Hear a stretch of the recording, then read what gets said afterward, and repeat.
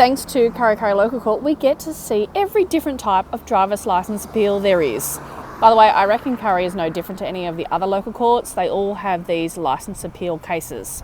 There's all sorts of unsafe ways of basically losing your driver's licence. Perhaps you're speeding home because your dog died. Maybe it's the folly of youth. Forgetting the speed limit is reduced because of roadworks, etc, etc.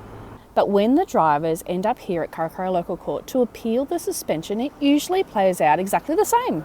Basically, they are seeking the time they are disqualified or suspended to be reduced or dismissed. And most drivers base their arguments on the need for a driver's licence. And most are very good at saying why they want their licence. Employment, school drop-off, sick relative, etc, etc. However, it's how the drivers attempt to persuade the court where we see all sorts of strategies. So yes, the need for a licence is clear, but you have to deal with the fact that some sort of unsafe driving has brought you here to court. And here's where we see all sorts of different ways drivers try and persuade the court. And the end result can be quite different. Some blame others and don't even acknowledge the wrongdoing.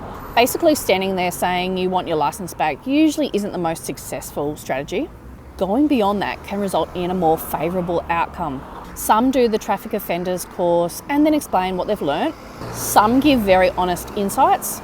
Some demonstrate how they've changed their behaviour since being caught, basically persuading the court that it was a reckless one-off, that they almost always drive safely, and explain the risk of repeating the behaviour is low.